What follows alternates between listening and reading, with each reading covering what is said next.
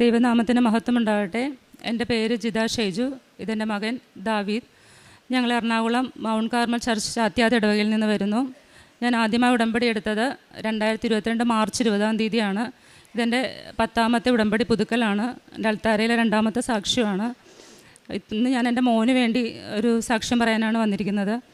ഇവന് ജനുവരിയിൽ ഒരു പനി വന്നു. ആ പനി കുറച്ച് കടുത്ത പനിയായിരുന്നു, ബ്ലഡിൽ ഇൻഫെക്ഷൻ ആയിട്ടുള്ളൊരു പനിയായിരുന്നു. അപ്പോൾ ഒരു 3-4 ദിവസം ഹോസ്പിറ്റലൈസ്ഡായി. അപ്പോൾ ആ സമയത്ത് കണ്ണിന് ഇവന് ചെറിയൊരു ഇൻഫെക്ഷൻ പോലെ ഒരു റെഡ്നെസ് വന്നു. അപ്പോൾ ഡോക്ടർ പറഞ്ഞത് പനിയുടെ ഒരു കാഠിന്യം കൊണ്ട് വന്നതാണ്, ഒരു ഐ ഡ്രോപ്സ് ഇട്ടാൽ മതി എന്ന് പറഞ്ഞു. അങ്ങനെ ഒരു 5 ദിവസത്തേക്കുള്ള ഐ ഡ്രോപ്സും കൂടെ തന്നു. അതിട്ടപ്പോൾ കണ്ണിൻ്റെ കുറഞ്ഞിട്ടുണ്ടായിരുന്നു. അങ്ങനെ ഒരു 3-4 ദിവസം ഹോസ്പിറ്റലിൽ അഡ്മിറ്റായി, പിന്നെ ഡിസ്ചാർജായി വീട്ടിൽ വന്ന് സ്കൂളിലൊക്കെ പോകാൻ തുടങ്ങി. കുഴപ്പമൊന്നും ഉണ്ടായിരുന്നില്ല. പിന്നെ ഒരു 2 ആഴ്ച കഴിഞ്ഞപ്പോൾ വീണ്ടും ആ റെഡ്നെസ് എൻ്റെ കണ്ണിൽ വരാൻ തുടങ്ങി.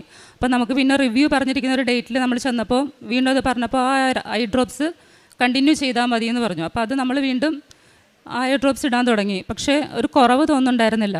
പിന്നെ ആയി കഴിയുമ്പോഴത്തേക്കും അതവന് കണ്ണിൽ പീള കെട്ടുന്ന പോലെയായി. പീള കെട്ടുന്ന വെച്ചാൽ അറ്റത്തല്ല, കണ്ണിൻ്റെ കൃഷ്ണമണിയിൽ ഇങ്ങനെ പീള വന്നിരിക്കും. അപ്പോൾ പെട്ടെന്ന് ഇവന് കണ്ണിനിങ്ങനെ തുറക്കാനും അടക്കാനുള്ളൊരു ബുദ്ധിമുട്ടായിരിക്കും. അപ്പോൾ ഇവൻ പെട്ടെന്ന് തന്നെ ഓടി കണ്ണാടിയുടെ മുമ്പിൽ പോയിട്ട് അതിങ്ങനെ എടുക്കും. നമുക്കൊന്നും എടുത്തു കൊടുക്കാൻ പറ്റത്തില്ല.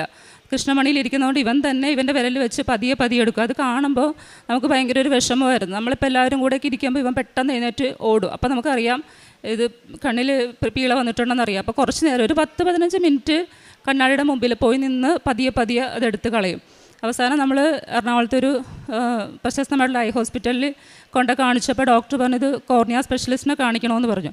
അങ്ങനെ നമ്മൾ ഡോക്ടറെ കണ്ടപ്പോഴത്തേക്ക് ഡോക്ടർ പറഞ്ഞത് സീവിയർ ആയിട്ടുള്ളൊരു ഇൻഫെക്ഷനാണ്. അപ്പം ഇവന് പക്ഷേ ചൊറിച്ചിലില്ല. അത് ഡോക്ടർക്ക് ഭയങ്കര അത്ഭുതമാണ്. ഇങ്ങനെ ഉണ്ടെങ്കിൽ ഭയങ്കര ചൊറിച്ചിലായിരിക്കും. ഇവനങ്ങനെ ചൊറിച്ചിലില്ല. ഇവൻ്റെ പ്രശ്നം ഈ പീള കെട്ടും. അത് ഭയങ്കര ബുദ്ധിമുട്ടാണ്. അപ്പോൾ സ്കൂളിലൊക്കെ ആയിരിക്കുന്ന സമയത്താണ് ഇവൻ പറയും, അമ്മ ഞാൻ ഒരു കണക്കിനാണ് ഇത് എടുത്തതെന്ന് പറയും. അങ്ങനെ അപ്പോൾ ഡോക്ടർ പറഞ്ഞു എന്തായാലും സ്റ്റിറോയിഡ് സ്റ്റാർട്ട് ചെയ്യാതെ പറ്റില്ല. അപ്പോൾ ഒരു മൈൽഡ് സ്റ്റിറോയിഡ് സ്റ്റാർട്ട് ചെയ്യാം, എന്നാലും ഇത് കംപ്ലീറ്റ് ആയിട്ട് പോകുള്ളൂ. അപ്പോൾ 1 മന്ത് സ്റ്റിറോയിഡ് യൂസ് ചെയ്തിട്ട് റിവ്യൂവിന് വരാൻ പറഞ്ഞു. അപ്പോൾ ഇത് ഈ സ്റ്റിറോയിഡ് യൂസ് ചെയ്ത് തുടങ്ങിയപ്പോഴത്തേക്ക് പതിയെ കുറയാൻ തുടങ്ങി. പക്ഷേ ഒരാഴ്ച കഴിഞ്ഞപ്പോഴത്തേക്ക് ഇപ്പം വന്നിട്ട് പറഞ്ഞു അമ്മേൻ്റെ കഴുത്തിൽ കണ്ട ഒരു മുഴ പോലെയെന്ന് പറഞ്ഞു. അപ്പോൾ ഞാൻ നോക്കുമ്പം ഒരു നെല്ലിക്കയുടെ വലുപ്പത്തിൽ ഇങ്ങനെ ഇരിക്കുന്നുണ്ട്. അപ്പോൾ ഞാൻ പറഞ്ഞത് എന്തെങ്കിലും നീരിറങ്ങുന്നതായിരിക്കും, ഡോക്ടറെ കാണാമെന്ന് പറഞ്ഞു. അപ്പോൾ നമ്മൾ പിന്നത്തെ റിവ്യൂവിന് ചെന്നപ്പോൾ ഡോക്ടറെ കാണിച്ചു. അപ്പോഴത്തേക്ക് ഈ കണ്ണിനിടുന്ന സ്റ്റിറോയിഡിൻ്റെ സൈഡ് എഫക്റ്റ് ആണോ എന്നൊരു ഡൗട്ടുണ്ട്. അപ്പോൾ നമ്മൾ ഐ ഡോക്ടറിനെ വിളിച്ചപ്പോഴത്തേക്ക് അത് സ്റ്റോപ്പ് ചെയ്തോളാൻ പറഞ്ഞു. അങ്ങനെ ഒരു ഡൗട്ട് ഉണ്ടെങ്കിൽ അത് സ്റ്റോപ്പ് ചെയ്തോളാൻ പറഞ്ഞു. പിന്നെ നമ്മൾ വേറെ ഡ്രോപ്സ് ഒരെണ്ണമല്ല, ഒരു 2-3 ടൈപ്പ് ഡ്രോപ്സ് ഉണ്ടായിരുന്നു, മാറി ഓരോ സമയത്ത് ഇടാനുള്ള.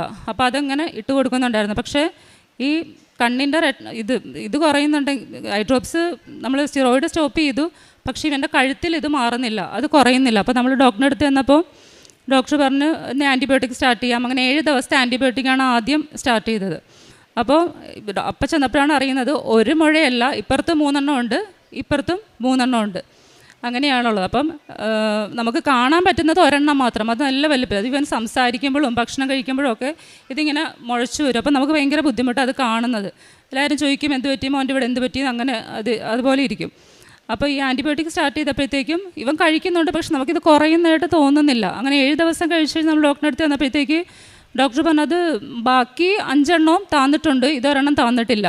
എന്നൊരു 3 ദിവസം കൂടെ ഇത് കണ്ടിന്യൂ ചെയ്യാൻ പറഞ്ഞ ആൻറ്റിബയോട്ടിക്. അതിൻ്റെ കൂടെ ബ്ലഡ് ടെസ്റ്റിന് എഴുതുന്ന ഒരുപാട് ടെസ്റ്റ് ഉണ്ടായിരുന്നു. അപ്പോൾ ഈ ബ്ലഡ് ചെക്ക് ചെയ്യാൻ പോയപ്പോഴൊക്കെ എനിക്കിങ്ങനെ എന്തെങ്കിലും ടെസ്റ്റൊക്കെ പറയുമ്പോൾ ഭയങ്കര പേടിയാണ്. അപ്പോൾ ഞാൻ ബ്ലഡ് ചെക്ക് ചെയ്യാൻ പോയപ്പോഴത്തേക്കൊക്കെ മാതാവിൻ്റെ തൈലവും കൂടെ കൊണ്ടുപോയി ആ ഒരു ബോട്ടിലിൽ മാതാവിൻ്റെ തൈലം വിശ്വാസപ്രമാണം ചൊല്ലിയിട്ടൊക്കെയാണ് ബ്ലഡ് ഞാൻ കൊടുത്തത്. അപ്പോൾ അത് കഴിഞ്ഞ് അതിൻ്റെ റിസൾട്ട് നോക്കിയപ്പം വലിയ കുഴപ്പമില്ല, പക്ഷേ ഇത് റിസൾട്ടിൽ പ്രശ്നങ്ങളൊന്നുമില്ല, പക്ഷേ ഇവൻ്റെ ഇത് പോകുന്നില്ല. അപ്പോൾ ഡോക്ടർ പറഞ്ഞു ഇനി ഒരു 10 ദിവസം നിങ്ങളൊന്ന് വെയിറ്റ് ചെയ്യ്, എന്നിട്ട് നോക്കുക, എന്നിട്ട് മാറിയില്ല എന്നുണ്ടെങ്കിൽ കൊണ്ടുവരാൻ പറഞ്ഞ്. അങ്ങനെ ഞാൻ 10 ദിവസം കഴിഞ്ഞു. 10 ദിവസമായിട്ട് ഇതിന് മാറ്റമൊന്നുമില്ല. അപ്പോൾ വീണ്ടും നമ്മൾ ഡോക്ടറിൻ്റെ അടുത്ത് ചെന്നപ്പോൾ ഇപ്പോൾ ഡോക്ടർ പറഞ്ഞു ഇനിയിപ്പോൾ ഇത് ഒന്ന് ബയോപ്സി ചെയ്യേണ്ടി വരുമെന്ന് പറഞ്ഞു. അത് കേട്ടപ്പോൾ നമ്മൾ പേടിക്കുന്നത് അതുപോലത്തെ എന്തെങ്കിലും ടെസ്റ്റുകളൊക്കെ വേണ്ടി വരുമോ, അങ്ങനത്തെ ഒരു പേടിയായിരുന്നു. അപ്പോൾ ഈ ബയോപ്സി എന്ന് കേട്ടപ്പോൾ തന്നെ നമ്മളാകെ ഇതായത് ചെയ്ത് നോക്കേണ്ടി വരും, കാരണം ആൻറ്റിബയോട്ടിക് 10 ദിവസം എടുത്തു, എന്നിട്ട് ഇതിനൊരു ഇത്തിരി പോലെ അതിൻ്റെ സൈസ് മാറുന്നില്ല. അപ്പോൾ പിന്നെ നമുക്ക് ചെയ്ത് നോക്കണമെന്ന് പറഞ്ഞു. അപ്പോൾ നമുക്ക് ഭയങ്കരമായിട്ട് ആ ഒരു ദിവസം നമ്മൾ ഭയങ്കരമായിട്ട് ഒരു തകർന്ന ദിവസമായിരുന്നു. അപ്പോഴും എൻ്റെ ഒരു ധൈര്യം എന്ന് പറഞ്ഞാൽ ഞാൻ ഉടമ്പടിയിലാണ്, അതാണ് എൻ്റെ ഏറ്റവും വലിയ ധൈര്യം. ആ ധൈര്യം എന്ന് പറഞ്ഞാൽ എനിക്ക് പറഞ്ഞറിയിക്കാൻ പറ്റില്ല, കാരണം അത്ര ഒരു പ്രതിസന്ധി വന്നാലും അമ്മ കൂടെയുണ്ട് ഉള്ളിൻ്റെ ഉള്ളിൽ പറയുന്നുണ്ട്, പക്ഷേ ചില സമയങ്ങളിൽ നമുക്ക് ഇവനെ കാണുമ്പോൾ വിഷമം വരും. ഇവൻ ഞങ്ങൾക്ക് 50 വർഷം കഴിഞ്ഞിട്ട് കിട്ടിയൊരു മോൻ. അപ്പം ഇവൻ എന്തെങ്കിലും ആയെന്ന് പറഞ്ഞു. അപ്പം ഞാനത് മാതാവിനോട് പറയുകയും ചെയ്തു, വേറെ ഏത് മേഖലയിൽ എനിക്കൊരു പരീക്ഷണം തന്നാലും ചിലപ്പോൾ ഞാൻ പിടിച്ച് നിൽക്കും, പക്ഷേ ഇവൻ്റെ ഒരു വിഷയത്തിൽ ഞാനും അതെ ഹസ്ബൻഡും അതെ ഞങ്ങൾക്ക് രണ്ടുപേർക്ക് താങ്ങാൻ പറ്റത്തില്ല. അപ്പം എൻ്റെ മനസ്സിൽ എന്തോ ഒരു വലിയ സഹനം വരാൻ പോകുന്നുണ്ട് അങ്ങനത്തെ ഒരു ചിന്തയാണ്. അപ്പം ഞാൻ മാതാവിനോട് പറയും, എന്ത് സഹനമാണെങ്കിലും അത് കണ്ടു നിൽക്കാനുള്ളൊരു കരുത്ത് തരണം. അതാണ് ആദ്യം ഞാൻ പ്രാർത്ഥിച്ചത്. പിന്നെ മാറ്റാൻ പറ്റുന്നതാണെങ്കിൽ മാറ്റി തരണമെന്ന് പ്രാർത്ഥിച്ചു. അപ്പോൾ അത് കഴിഞ്ഞ് സ്കാനിങ്ങിന് എഴുതി തന്നിട്ടുണ്ട്, TB ടെസ്റ്റും ചെയ്ത് നോക്കണമെന്ന് പറഞ്ഞു. സ്കാനിങ് പിറ്റേ ദിവസം തന്നെ ചെയ്തു. അപ്പോൾ സ്കാൻ ചെയ്ത ഡോക്ടറോട് ഞങ്ങൾ ചോദിച്ചപ്പോൾ പറഞ്ഞ്, കുഴപ്പമൊന്നുമില്ല, നിങ്ങൾ ഒരു കോഴ്സ് ആൻറ്റിബയോട്ടിക്കും കൂടെ എടുത്തിട്ട് മാറിയില്ല എന്നുണ്ടെങ്കിൽ FNAC ടെസ്റ്റ് കൂടെ ചെയ്ത് നോക്കണമെന്ന് പറഞ്ഞു. അപ്പോൾ ആ ഒരു സ്കാനിങ് റിപ്പോർട്ടായിട്ട് നമ്മൾ ഡോക്ടറെ അടുത്ത് ചെന്നപ്പം ഡോക്ടർ അപ്പം തന്നെ പറഞ്ഞു, ഇല്ല ഇനി ആൻറ്റിബയോട്ടിക് എടുക്കണ്ട, ഉടനെ തന്നെ പീഡിയാട്രിക് സർജനെ റെഫർ ചെയ്തു. അങ്ങോട്ട് തന്നെ ഇന്ന് തന്നെ കൊണ്ടുപോകണം, പെട്ടെന്ന് തന്നെ നാളെ തന്നെ എടുത്തിട്ടത് ടെസ്റ്റിന് അയക്കണമെന്ന് പറഞ്ഞു. അപ്പോൾ അത് കേട്ടപ്പോൾ നമുക്ക് പേടി. അപ്പം തന്നെ പോയി സർജറി എന്നൊക്കെ പറയുമ്പോൾ ഇവൻ്റെ മുമ്പിൽ എന്ന് പറയുമ്പോൾ ഇവന് ടെൻഷനാണ്, സർജറി വേദന എടുക്കുക എന്നൊക്കെ ചോദിക്കാൻ തുടങ്ങി. അപ്പോൾ നമ്മൾ വിചാരിച്ചു ഒരു ഡോക്ടറിനെ കൂടെ ഒരു സെക്കൻഡ് ഒപ്പീനിയൻ എടുക്കാമെന്ന് പറഞ്ഞ് നമ്മൾ വേറെ ഡോക്ടറിൻ്റെ അടുത്ത് ചെന്നപ്പോൾ അപ്പോൾ ഞാൻ അപ്പം തന്നെ അവിടെ ഹോസ്പിറ്റലിൽ വെച്ച് തന്നെ പറഞ്ഞ്, ഒന്നും ചെയ്യേണ്ടി വരികയില്ല, നമുക്ക് ജോസഫസിൻ്റെ അടുത്ത് പോയിട്ട് ബ്ലെസ്സിങ് മേടിക്കാൻ കൃപാസനത്തിൽ പോകാമെന്ന് പറഞ്ഞു. അപ്പം അപ്പോൾ ആ ഡോക്ടറിൻ്റെ അടുത്ത് പോകുന്നതിന് മുന്നേ തന്നെ ഞാൻ ഇവിടെ വന്നു. ഇവിടെ 10ാം ക്ലാസ്സിൻ്റെ എക്സാം പിറ്റേ ദിവസം സ്റ്റാർട്ട് ചെയ്യുക, ഭയങ്കര തിരക്കായിരുന്നു. അപ്പോൾ എനിക്കാണെങ്കിൽ ഇവനെയും കൊണ്ട് വന്നിട്ട് ഞാൻ എൻ്റെ സ്വപ്നത്തിൽ പോലും വിചാരിച്ചില്ല, എൻ്റെ കുഞ്ഞിൻ്റെ ഒരു രോഗാവസ്ഥയ്ക്ക് വേണ്ടി ഞാനിവിടെ അച്ഛൻ്റെ ടോക്കൺ എടുക്കാൻ നിൽക്കുമെന്നൊന്നും ഞാൻ വിചാരിച്ചിട്ടേ ഇല്ല. അപ്പോൾ ഞാനവിടെ നിൽക്കുമ്പോൾ എനിക്കിങ്ങനെ കണ്ണീർ നിന്ന് ഒഴുകും, ഇവനെ കാണുമ്പോൾ എനിക്കൊരു വിഷമം വരും. അപ്പോൾ ഓരോ രോഗാവസ്ഥയിലുള്ള ഇങ്ങനെ ക്യാൻസർ പേഷ്യൻറ്റ്, ഹാർട്ട് പേഷ്യൻസ് അങ്ങനെയൊക്കെ വിളിച്ചുകൊണ്ടിരിക്കും. അപ്പോൾ ഞാനിത് ഏത് രോഗാവസ്ഥയിലാണ് ഇത് കൊണ്ടുചെല്ലേണ്ടതെന്ന് എനിക്കറിയത്തില്ല, ഭയങ്കര തിരക്കും. അപ്പോൾ ഞാനിങ്ങനെ കരയുന്ന ഒരു ബ്രദർ കണ്ടിട്ട് എന്താ കാര്യം ചോദിച്ചപ്പം എനിക്കൊന്നും പറയാൻ പറ്റിയില്ല. ഞാൻ ഇവൻ്റെ കഴുത്തിങ്ങനെ തൊട്ട് കാണിച്ചു. അപ്പം മുഴ കണ്ടപ്പോൾ ബ്രദറിൻ്റെ മനസ്സിലായി. എനിക്ക് പെട്ടെന്ന് ഉള്ളിലേക്ക് വിട്ട് എനിക്ക് ടോക്കൺ തന്നു. അപ്പോൾ ടോക്കൺ തന്ന് ഞാനതൊന്നും ശ്രദ്ധിച്ചില്ല. വേഗം ഇവിടെ അച്ഛൻ്റെ അവിടെ കാണാൻ വേണ്ടി വന്നപ്പോൾ അതിലെഴുതിയിരുന്നത്, ഞാൻ ബ്രദറിനോട് ഞാൻ കരഞ്ഞുകൊണ്ടാണല്ലോ കാര്യങ്ങൾ പറയണം. അപ്പം എൻ്റെ പറച്ചിലിൻ്റെ കുഴപ്പമായിരിക്കും, ബ്രദർ അതിൽ എഴുതിയിരുന്നത് കണ്ണിൽ മുഴകൾ TB ടെസ്റ്റ് എന്ന് എഴുതിയിരുന്നു. അപ്പോൾ കഴുത്തിൻ്റെ ഒന്നുമില്ല. അപ്പോൾ ഞാൻ പിന്നെ തിരിച്ച് കയറണമെങ്കിൽ ഭയങ്കര തിരക്കാം. അപ്പോൾ ഞാൻ ഇവിടെ സിസ്റ്ററിനോട് പറഞ്ഞു, എൻ്റെ കഴുത്തിലും മുഴയുണ്ട് എന്ന് പറഞ്ഞു. അപ്പോൾ സിസ്റ്റർ അച്ഛനോട് കാണിച്ചാൽ മതി എന്ന് പറഞ്ഞു. അങ്ങനെ ഞാനിവിടെ അച്ഛൻ്റെ ബ്ലെസ്സിങ്ങിന് വേണ്ടി നിന്നപ്പം അച്ഛൻ പെട്ടെന്ന് ഇവൻ്റെ തലയിൽ തൊട്ട് പ്രാർത്ഥിച്ചു, സൈത്ത് കണ്ണിൽ പുരട്ടിയപ്പോൾ ഞാൻ പെട്ടെന്ന് ഇവൻ്റെ കഴുത്തിങ്ങനെ കാണിച്ചു കൊടുത്തു മുഴ. അപ്പോൾ പെട്ടെന്ന് അച്ഛൻ അവിടെയും തൊട്ട് പ്രാർത്ഥിച്ച് സൈത്ത് പുരട്ടി തന്നു. അങ്ങനെ അതെനിക്ക് വലിയൊരു ഇവിടെ വരുമ്പോൾ എനിക്കറിയത്തില്ല, ഇത് ഈ ഒരു അവസ്ഥയിലല്ലെങ്കിലും കൃപാസനത്തിലേക്ക് കാലെടുത്ത് കുത്തുമ്പോൾ തന്നെ എനിക്ക് ഏതോ ഒരു സ്ഥലത്ത് എത്തിയ പോലെ ഭയങ്കര ഒരു ആശ്വാസം കിട്ടുന്നത്. അപ്പോൾ അന്ന് തിരിച്ചു പോയിട്ട് ഞാൻ മാതാവിനോട് പറഞ്ഞു, ഇവൻ്റെ കണ്ണിൽ ഇവനൊരു 9 മാസം തുടങ്ങി കണ്ണിന് ചെറിയ പ്രശ്നങ്ങളുണ്ടായിരുന്നു, അത് മാറിയൊക്കെ ഇരിക്കുമായിരുന്നു. അപ്പോൾ അന്ന് തുടങ്ങിയ ഡ്രോപ്സ് ഒഴിച്ച് ഒരു വിധമായിരിക്കണം. അപ്പോൾ ഇനി ഞാൻ കണ്ണിൽ ഞാൻ മരുന്നൊഴിക്കുകയല്ല, ജോസഫ് അച്ഛൻ സൈത്ത് വെച്ച് തന്നിട്ടുണ്ട്, ഇനി കണ്ണിൽ ഞാൻ മരുന്നൊഴിക്കത്തില്ല, അതുകൊണ്ട് എന്നെ പരീക്ഷിക്കരുത്. എൻ്റെ കണ്ണിൻ്റെ കാരണം നമുക്ക് കണ്ടു നിൽക്കാൻ പറ്റത്തില്ല, ആ ഒരു കൃഷ്ണമണി നമ്മളിങ്ങനെ കൊണ്ട് കാണിച്ചു വരും, കൃഷ്ണമണിയിൽ ഇങ്ങനെ ഇരിക്കണം കാണാം. അപ്പോൾ അതുകൊണ്ട് ഞാനിനി മരുന്നൊഴിക്കുകയല്ല, എനിക്ക് മാതാവായിട്ട് തന്നെ മാറ്റി തരണമെന്ന് പറഞ്ഞു. പിന്നെ വേറെ ഡോക്ടറിൻ്റെ അടുത്ത് നമ്മൾ പോയപ്പോൾ ആ ഡോക്ടർ പറഞ്ഞു, ഇപ്പോൾ സർജറിയിലേക്ക് പോകേണ്ട, ഒരു കോഴ്സ് ആൻറ്റിബയോട്ടിക്കും കൂടെ എടുത്ത് നോക്കാം, എന്നിട്ട് മാറിയില്ല എന്നുണ്ടെങ്കിൽ മാത്രം FNAC ചെയ്ത് നോക്കാമെന്ന് പറഞ്ഞു. അപ്പോൾ വീണ്ടും ആൻറ്റിബയോട്ടിക്. അപ്പോൾ അത് ഈ മരുന്നിങ്ങനെ കണ്ടിന്യൂസ് കഴിക്കണതിൻ്റെ ഒരു വിഷമവും വേറെ ഉണ്ട്, ഇവൻ്റെ കണ്ണിൻ്റെ ഒരു ഇത്. അപ്പോൾ നമുക്ക് ആകെ ഒരു മാനസികമായിട്ട് ഭയങ്കര ഒരു ബുദ്ധിമുട്ടാണ്. മക്കൾക്ക് വയ്യാതെ വന്ന എല്ലാവർക്കും അറിയാൻ നമ്മൾ തളർന്നു പോകും, വേറെ ഏതെന്താണ് നമ്മൾ എങ്ങനെയെങ്കിലും പിടിച്ച് നിൽക്കും. ഇവരുടെ ഒരു വയ്യായ്ക കണ്ടാൽ നമുക്ക് പറ്റത്തില്ല. അപ്പോൾ പിന്നെ ആൻറ്റിബയോട്ടിക് സ്റ്റാർട്ട് ചെയ്തു. അപ്പോഴും ഞാൻ മാതാവിനോട് പറയുന്നുണ്ട്, മരുന്ന് കൊണ്ട് മാറാനുള്ളതാണെങ്കിൽ മാറ്റി തന്നേക്ക്, ഇല്ലാന്നുണ്ടെങ്കിൽ എങ്ങനെയാണ് നിൻ്റെ ഇഷ്ടം അതുപോലെ ചെയ്തു. എനിക്ക് എന്തെങ്കിലും വിഷമം വരുമ്പോൾ ഞാൻ എൻ്റെ രൂപത്തിൻ്റെ അവിടെയുള്ള മാതാവിൻ്റെ അടുത്ത് പോയി നിന്ന് സംസാരിക്കും, കരയും. ആ സമയത്തൊക്കെ എല്ലാ ദിവസവും രാവിലെ ഡെയിലി ബ്രെഡിൽ ഞാൻ കമൻറ്റ് ഇടുമായിരുന്നു. എൻ്റെ കണ്ണിൻ്റെ ഈ അലർജിയും കഴുത്തിൻ്റെ മുഴയും എല്ലാ ദിവസവും ദാവീദിൻ്റെ പേര് പറഞ്ഞ് ഞാൻ കമൻറ്റ് ഇടുമായിരുന്നു. അത് കഴിയുമ്പോൾ കണ്ണീരോടുള്ള പ്രാർത്ഥനയ്ക്ക് ഉത്തരം ലഭിക്കും എന്നുള്ളതിന് എനിക്ക് ഇതിന് മുന്നേ ഒരുപാട് അനുഭവം ഉണ്ടായിട്ടുണ്ട്. അപ്പോൾ ഞാൻ കരഞ്ഞ് മാതാവിൻ്റെ മുമ്പിൽ നിന്ന് പ്രാർത്ഥിക്കും, എന്നെ സഹായിക്കണം. കാരണം ഇത്രയും കരഞ്ഞ് ഞാൻ മേടിച്ചൊരു കൊച്ചയച്ചോടെ കഴിയുന്നത്. അപ്പോൾ ആ കൊച്ചിനെ എനിക്ക് ഇനിയും വളർത്തണം എന്ന് പറഞ്ഞിട്ട് ഒരുപാട് ഞാൻ കരഞ്ഞ് പ്രാർത്ഥിച്ചു. അത് കഴിഞ്ഞ് വീണ്ടും ഡോക്ടറിൻ്റെ അടുത്ത് ചെന്നപ്പോൾ ഡോക്ടർ ഞങ്ങളോട് ഇങ്ങനെ പറഞ്ഞു, നിങ്ങൾ പേടിക്കുന്ന ഒരു അസുഖം ഉണ്ടല്ലോ, ആ അസുഖമാണെങ്കിൽ ഇതിൻ്റെ സൈസ് കുറയത്തില്ല, അപ്പം നിങ്ങളെപ്പോഴും ഇത് വിരൽ വെച്ചിട്ട് നിങ്ങൾ അതിൻ്റെ സൈസ് ഇങ്ങനെ നോക്കിക്കൊണ്ടേ ഇരിക്കണം, ഇത്ര സെൻറ്റിമീറ്റർ എന്നൊക്കെ പറഞ്ഞു തന്നു. ഞാനാണെങ്കിൽ 24 മണിക്കൂർ ഇവനെ എൻ്റെ അടുത്ത് വരുമ്പോഴൊക്കെ ഇങ്ങനെ നോക്കിക്കൊണ്ടിരിക്കുക. അപ്പോൾ എൻ്റെ ഹസ്ബൻഡ് പറയും, നീ ഇപ്പോഴും നോക്കണ്ട, ഇടയ്ക്ക് മാത്രം നോക്കിയാൽ മതി എന്ന് പറയും. പിന്നെ ഡോക്ടറെ എടുത്തപ്പോൾ ഡോക്ടർ പറഞ്ഞു 3 ദിവസത്തെ ആൻറ്റിബയോട്ടിക് കൂടെ ഒന്നും കൂടെ കഴിച്ചു നോക്കാമെന്ന് പറഞ്ഞു. അപ്പോൾ മൊത്തം 20 ദിവസത്തെ ആൻറ്റിബയോട്ടിക്കായി. അപ്പോൾ ഞാൻ പിന്നെ മാതാവിനോട് പറഞ്ഞു, ഇനി എൻ്റെ കൊച്ചിന് ഞാൻ ആൻറ്റിബയോട്ടിക് കൊടുക്കുകയില്ല, കാരണം 20 ദിവസം കഴിച്ചിന് വേണ്ട. അപ്പോഴൊക്കെ ഞാൻ ഈ മരുന്ന് കൊടുക്കുമ്പോഴും തൈലമിട്ട് പ്രാർത്ഥിക്കുന്നുണ്ട്. ഇവന് സ്കൂളിൽ കൊടുക്കുന്ന വെള്ളത്തിലൊക്കെ മാതാവിൻ്റെ ഉപ്പിട്ടൊക്കെയാണ് ഞാൻ കൊടുത്തു വിടുന്നത്. അപ്പോൾ ഞാൻ പറഞ്ഞു, ഇനി ഞാൻ ആരോട് പറഞ്ഞു, ഞാൻ ഈ കണ്ണിൻ്റെ മരുന്ന് നിർത്തിയത് ഞാൻ ആരോടും പറഞ്ഞിട്ടില്ല, എല്ലാവരും ഇങ്ങനെ ചോദിക്കുമല്ലോ എന്താണ്. പിന്നെ ഞാൻ എൻ്റെ ഉടമ്പടി പുതുക്കാൻ വന്നപ്പം, എൻ്റെ 9ാമത്തെ ഉടമ്പടി പുതുക്കാൻ വന്നപ്പോൾ ഞാൻ ഈ നിയോഗം കൂടെ വെച്ചിട്ടുണ്ടായിരുന്നു. കൊച്ചിൻ്റെ കണ്ണിൻ്റെ അലർജിയും കഴുത്തിൻ്റെ മുഴയും അത് ഞാൻ വെച്ചിട്ടുണ്ടായിരുന്നു. അത് കഴിഞ്ഞ് ഞാൻ ആൻറ്റിബയോട്ടിക് കൊടുത്തില്ല. പിന്നെ ഞാൻ പറഞ്ഞു ഇനി ഞാൻ ആൻറ്റിബയോട്ടിക് നിർത്തി. അപ്പോൾ കണ്ണിൻ്റെ പതിയെ കുറയാൻ തുടങ്ങി. ആദ്യത്തെ 2 ദിവസം മരുന്നൊഴിക്കാതെ അപ്പോൾ ഇത് വലിയ കുഴപ്പമില്ലായിരുന്നു. 3ാമത്തെ ദിവസം ഭയങ്കരമായിട്ട് കൂടി കണ്ണിന്. അപ്പോൾ എനിക്ക് പേടിയായി, ദൈവമേ ഞാൻ മരുന്ന് നിർത്തി, ഇനി ആദ്യം തുടങ്ങേണ്ടി വരുമോ. അപ്പോൾ ഞാൻ മാതാവിനോട് പറഞ്ഞു, ഞാൻ അമ്മേനെ വിശ്വസിച്ച് ഞാൻ നിർത്തിയതാണ്, എന്നെ പരീക്ഷിക്കരുത്, ഞാൻ അറിയാണ്ടിരുത്ത് മരുന്ന് ഒഴിച്ചു പോകും എന്നിങ്ങനെ കണ്ണിൻ്റെ കാണുമ്പം, അതുകൊണ്ട് എനിക്കിത് മാറ്റി തരണം. ഞാൻ മരുന്ന് എന്തായാലും ഇന്ന് ഇവൻ ഇത്രയും കൂടുതലാണ്, ഞാൻ മരുന്ന് ഒഴിക്കത്തില്ല എന്ന് പറഞ്ഞു. അങ്ങനെ അന്ന് മാത്രം അത് കൂടിയത്. പിന്നെ ഇപ്പോൾ ഒരു 10-12 പ്രാവശ്യം അത് വരുമായിരുന്നു. അത് പിന്നെ ഒരു 8 പ്രാവശ്യം 5 പ്രാവശ്യം അങ്ങനെ കുറഞ്ഞു വന്ന് കണ്ണിൻ്റെ കംപ്ലീറ്റായിട്ട് അതിലൊരു മാറ്റം കിട്ടി. പൂർണ്ണമായിട്ട് സൗഖ്യപ്പെട്ടു. മാതാവിൻ്റെ തൈലം മാത്രമാണ് ഞാൻ മരുന്ന് മാറ്റിയിട്ട് ഉപയോഗിച്ചത്. പിന്നെ ഞാൻ കഴുത്തിന് ഇതേപോലെ വിശ്വാസ പ്രമാണം ചൊല്ലി എന്നും തൈലം തേച്ച് രാവിലെയും പ്രാർത്ഥിക്കും. മരുന്ന് എപ്പോഴൊക്കെ കൊടുക്കണം അപ്പോഴൊക്കെ ഞാൻ തൈലം തേച്ച് പ്രാർത്ഥിക്കും. ദാവീദ് ഒരുപാട് പ്രാർത്ഥിക്കും മാതാവിൻ്റെ അടുത്ത്. മാതാവിനോട് അവനും പ്രാർത്ഥിക്കും, അവനും തൈലം തൊട്ട് താമേന്ന് പറഞ്ഞിട്ട് എൻ്റെ അടുത്ത് വരും. അപ്പം അങ്ങനെ ഒരുപാട് പ്രാർത്ഥിച്ച് പിന്നെ നമ്മൾ ഹോസ്പിറ്റലിലേക്ക് പോകാനേ നമുക്ക് പേടി. ഇനി അടുത്ത ഡോക്ടറിന് എന്താ പറയുന്നതെന്നുള്ളൊരു പേടിയായിരുന്നു. അങ്ങനെ തൈലം തൊട്ട് പ്രാർത്ഥിച്ച് ഒരു മാസത്തിനുള്ളിൽ പിന്നെ ഞങ്ങൾ ഹോസ്പിറ്റലിലേക്ക് പോയില്ല പേടിച്ചിട്ട്. നോക്കിയപ്പോഴത്തേക്ക് പതിയെ എൻ്റെ സൈസ് ചെറുതാവുന്നുണ്ട്. അപ്പോൾ ഒരു ആശ്വാസമായി. പിന്നെ മാതാവിന് നന്ദി പറഞ്ഞ് ഞങ്ങൾ പ്രാർത്ഥിക്കുക. പിന്നെ ഞാൻ പ്രാർത്ഥിക്കുക, എനിക്കിവിടെ വന്ന് സാക്ഷ്യം പറയണം, എൻ്റെ കൊച്ചിൻ്റെ ഇത് പൂർണ്ണമായിട്ട് മാറിയാലേ എനിക്കിവിടെ വന്ന് സാക്ഷ്യം പറയാൻ പറ്റുള്ളൂ, അതിനോട് എന്നെ സഹായിക്കണമെന്ന് പറഞ്ഞ് ധ്യാനം കൂടുമ്പോഴും ഡെയിലി ബ്രെഡിലൊക്കെ ഞാൻ സാക്ഷ്യം. അപ്പോൾ ആ സമയത്ത് ഡെയിലി ബ്രെഡിൽ വേറൊരു കൊച്ചിന് ഇതുപോലെ FNAC ടെസ്റ്റിൻ്റെ ഒരു കമൻറ്റ് കണ്ടപ്പോൾ ഞാൻ ആ കൊച്ചിനും കൂടെ വേണ്ടി പ്രാർത്ഥിക്കുമായിരുന്നു. അങ്ങനെ ഇപ്പം അത് കംപ്ലീറ്റ് ആയിട്ട് മാറിയിട്ടുണ്ട്. ഞാനപ്പോൾ എൻ്റെ ഒരു സാക്ഷ്യം പറയുമ്പോൾ നമുക്ക് ഡോക്ടറുടെ ഇത് വേണം. അപ്പോൾ ഞാൻ ഡോക്ടറുടെ അടുത്ത് കൊണ്ടുപോയി, 2 പേരുടെ അടുത്ത് കൊണ്ടുപോയി ഞാൻ ഈ കാര്യം പറഞ്ഞിട്ടുണ്ടായിരുന്നു, ഇതേപോലെ വന്ന് ഇത്ര ആൻറ്റിബയോട്ടിക്കൊക്കെ കഴിച്ചതാണ്. അപ്പോൾ 2 പേരും നോക്കിയിട്ട് പറഞ്ഞു ഇപ്പോൾ കുഴപ്പമൊന്നുമില്ല, ഒരു പ്രശ്നവും എന്ന് പറഞ്ഞു. അതിനും പൂർണ്ണമായിട്ട് അപ്പോൾ ഞാൻ ഓർത്ത് ആ മരുന്ന് കഴിക്കുന്ന സമയത്ത് ഞാൻ തൈലം ഇടുന്നുണ്ട്, അന്നത് മാറിയാൽ അത് മരുന്ന് എന്നുള്ളൊരു ഇതും കൂടെ അതിൻ്റെ അകത്തുണ്ട്, മരുന്ന് കൊണ്ട് മാറിയെന്ന് വരും.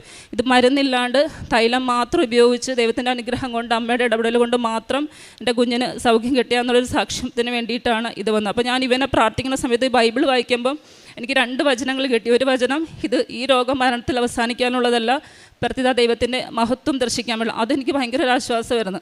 അപ്പോൾ ആ ഒരു വചനവും ഞാൻ ഏറ്റുപറഞ്ഞ് പ്രാർത്ഥിക്കും. പിന്നെ തൻ്റെ പരിശുദ്ധ ദാസനായ യേശുവിൻ്റെ നാമത്തിൽ രോഗശാന്തിയും അത്ഭുതങ്ങളും അടയാളങ്ങളും സംഭവിക്കാൻ അവിടുത്തെ കൈകൾ ഉയർത്തണമേ എന്നുള്ളൊരു വചനം, അതിവൻ്റെ തലയിൽ കൈവച്ച് ഞാൻ പ്രാർത്ഥിക്കുമായിരുന്നു.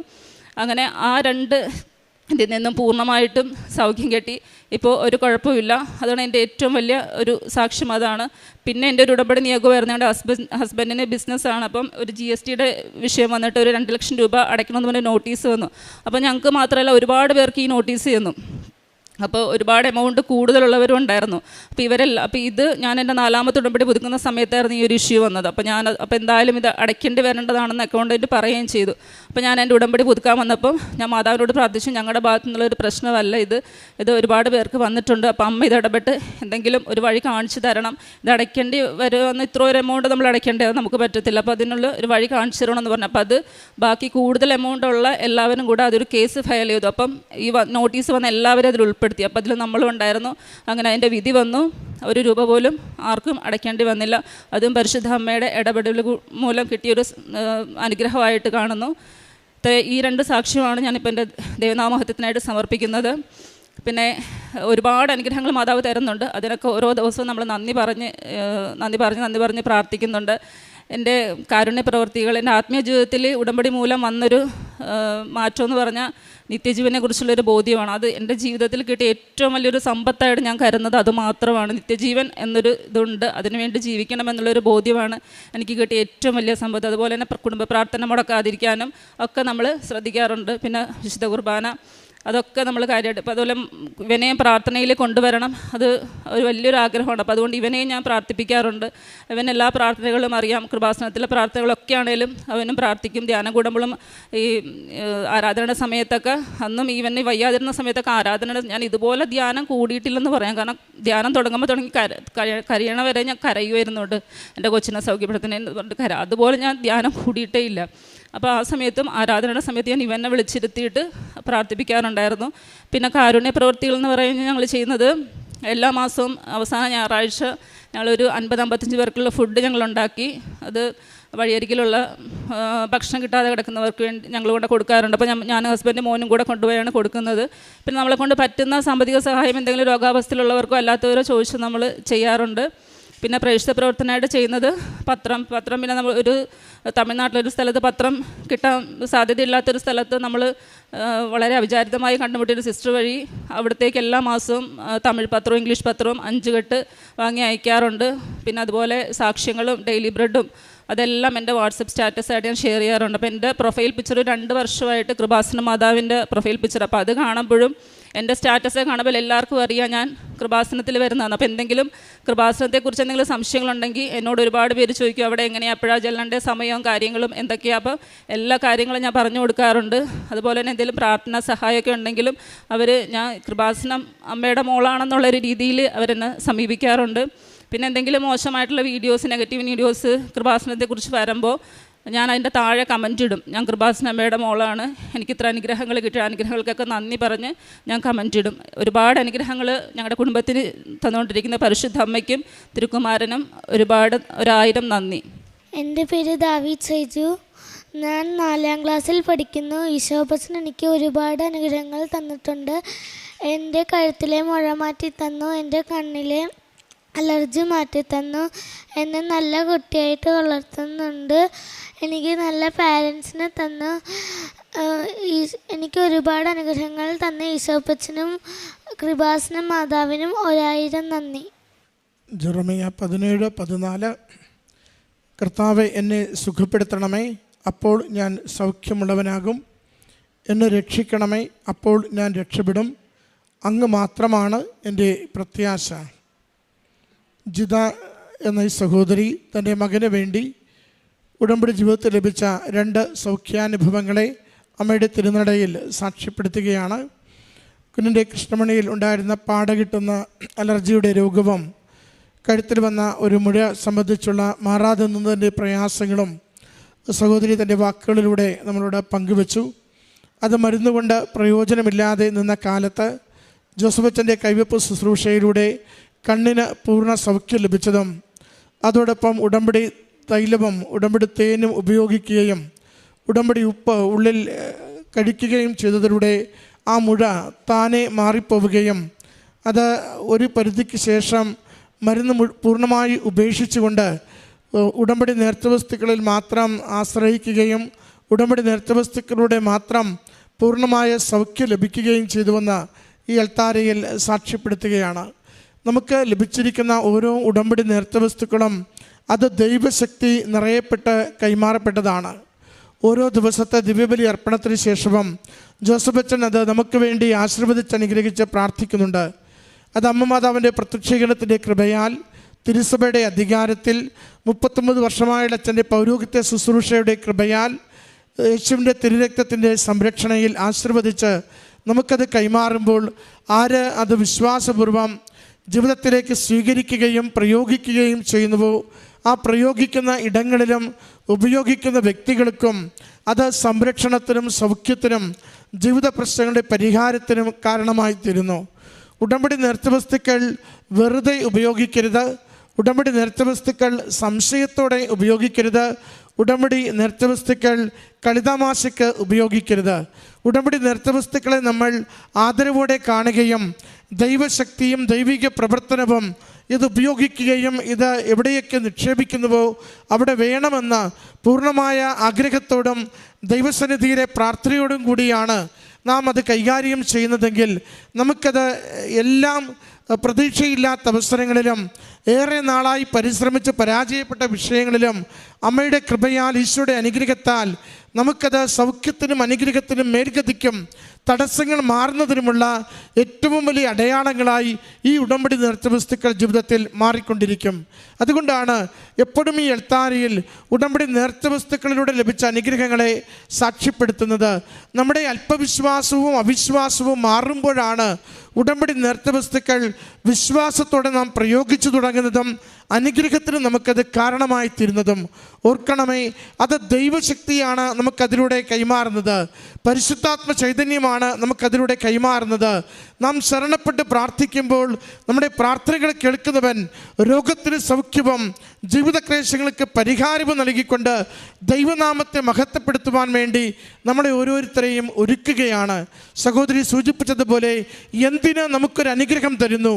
അത് ദൈവത്തെ സ്നേഹിക്കുവാൻ, ദൈവത്തെ അറിയുവാൻ, നിത്യജീവന് വേണ്ടി ഈ ജീവിതത്തെ ഒരുക്കുവാനായിട്ട് നാം ഓരോ ദിവസവും ദൈവസന്നിധിയിൽ നിന്ന് അനുഗ്രഹം പ്രാപിക്കുന്നവരാണ്. ഭൗതിക നേട്ടങ്ങൾക്ക് വേണ്ടിയല്ല, നമ്മുടെ ആത്മാവിനെ ദൈവത്തിന് ഉടമപ്പെടുത്തുന്നതിന് വേണ്ടിയാണ് ഒരു അനുഗ്രഹം ദൈവസന്നിധിയിൽ നിന്നും നാം ഓരോരുത്തരും പ്രാർത്ഥിക്കുന്നത്. ആത്യന്തിക ലക്ഷ്യം മറന്നുകൊണ്ട് കേവല നേട്ടങ്ങൾക്ക് വേണ്ടി ഒരിക്കലും ഉടമ്പടി ജീവിക്കരുത്, നേർച്ച വസ്തുക്കൾ ഉപയോഗിക്കരുത്. സ്വർഗത്തിൻ്റെ സ്വന്തമാകുവാൻ വേണ്ടി ഉടമ്പടി ജീവിക്കുക. ഉടമ്പടിയിൽ വയ്ക്കുന്ന നിയോഗങ്ങൾ നമുക്കെപ്പോഴും അത് അനുഗ്രഹമായിരിക്കും. ഈ മകനും ഈ കുടുംബത്തിന് ലഭിച്ച എല്ലാ അനുഗ്രഹങ്ങൾക്കും അമ്മ മാതാവിനും തിരുക്കുമാരനും നന്ദി പറഞ്ഞുകൊണ്ട് കരങ്ങളടിച്ച് ഈ സാക്ഷ്യം നമുക്ക് സമർപ്പിക്കാം.